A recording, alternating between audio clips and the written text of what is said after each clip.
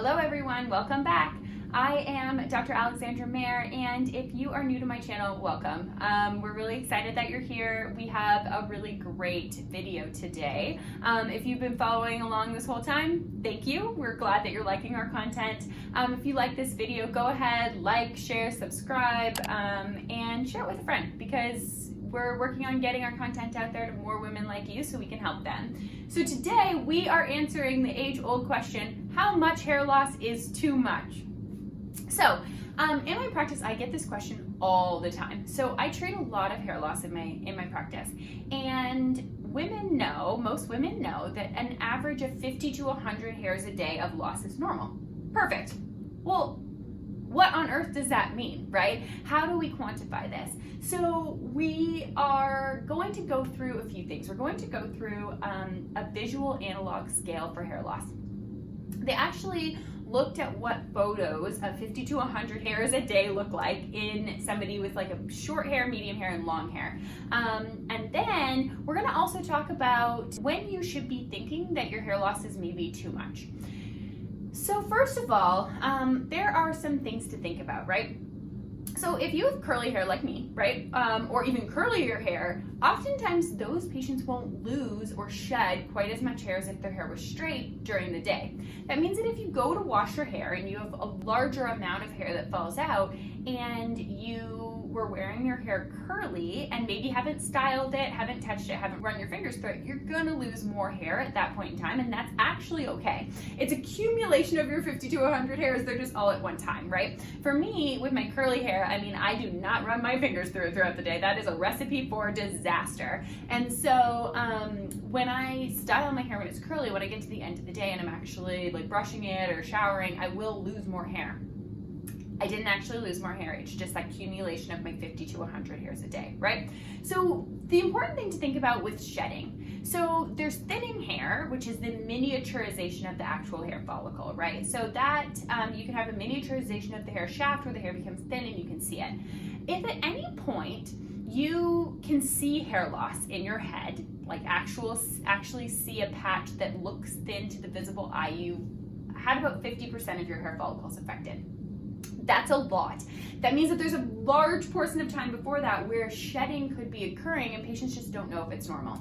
So first of all, one thing that you can check is that there is a test where if you run your fingers, which I'm not going to do because that would be no good with my curly hair today, but if you run your fingers through your hair at any given time, it's normal to get a couple hairs out of your head.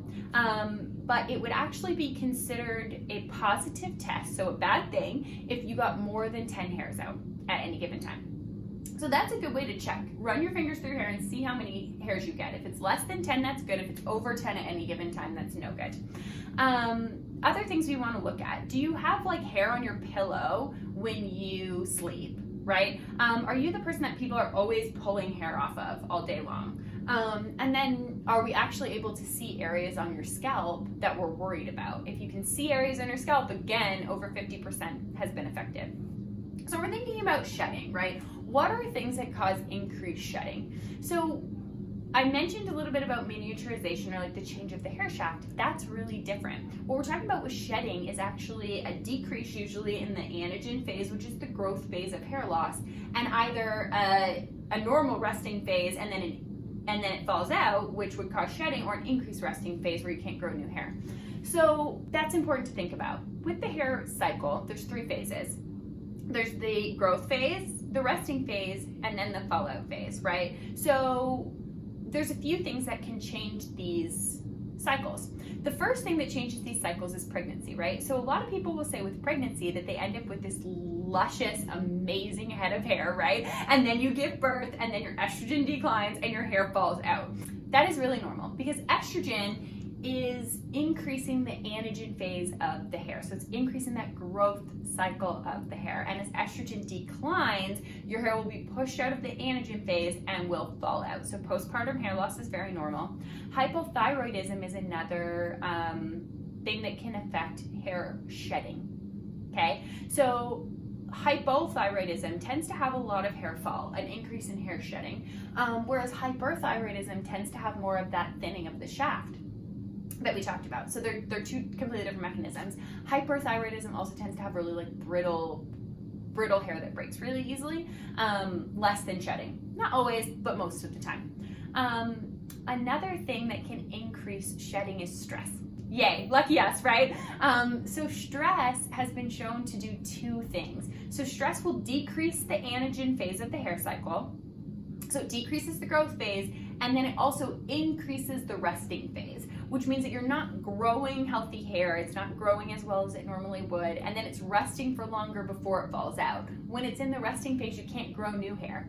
So you're not only losing more hair, you're increasing shedding because more of those hairs are being pushed into the fallout phase and into the end phase of hair loss. But also you can't grow healthy new hair. So stress is a big contributor. Your hair follicles actually respond very, very well to stress, being that stress will really, really impact them. So that's one of the things. So let's look at the visual scale, right? So 50 to 100 hairs a day. How do we know, right? So you're showering, you get your clump of hair, which everybody does, and put it in the shower. How do you know if that's normal? If you have really, really long hair, right, your clump of hair is going to look larger, right? So my hair right now is really long. And that amount of hair that I lose would really be, you have to think about the length of the hair. So when we're looking at this, there's a medium hair and then long hair. And you want to be somewhere between 50 to 100 hairs a day. When you're looking at the long hair side, 50 to 100 hairs a day is actually a decent sized clump of hair. It's a decent size.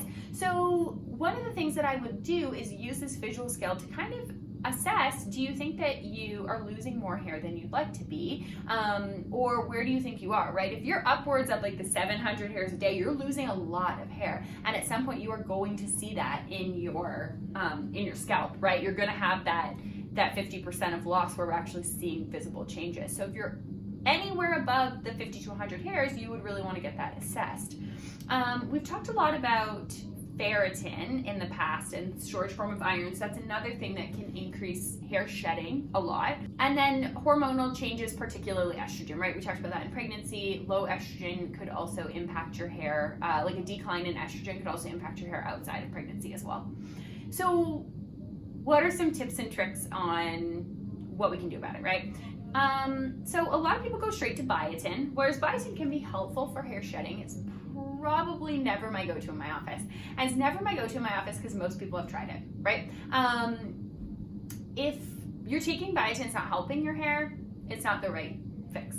So biotin is helpful, but it's never my go-to. There is actually some things that you can do at home though. Scalp massage, studies have shown that scalp massage helps greatly to impact blood flow to the follicle. A lot of what we want to do with hair loss treatments is increase blood flow to that follicle so they can grow healthy normal hair. Scalp massage has been shown to increase blood flow to the follicle. And rosemary essential oil, there's a study that compares rosemary essential oil with minoxidil or Rogaine. And because both of those things actually function to stimulate blood flow, rosemary is a very good nootropic herb and helps to stimulate blood flow. Rosemary oil actually stacked up against minoxidil really, really well in studies. So in patients where they don't react well to minoxidil, maybe they get some scalp irritation or something like that, rosemary oil can be a great option. You want to dilute it in a carrier oil, so you would want to do like 1 drop per 10 drops of, usually I do pumpkin seed oil, and then you would massage that into the scalp, and you want to actually do scalp massage. That's really going to help to increase results. Studies do show that. The other thing to think about when it comes to hair loss is what's in your shampoos. So last week we did a short on 2 ingredients in your shampoos that you should be watching out for because they actually both have class action lawsuits against them for hair loss. So you can watch that right here. And then tell me in the comments below if you are experiencing hair loss or if you've ever even heard of the visual analog scale to be able to assess how much hair you're actually losing. All right, if you like our content, go ahead and hit the like and subscribe button, and we will see you next week for a video on thyroid.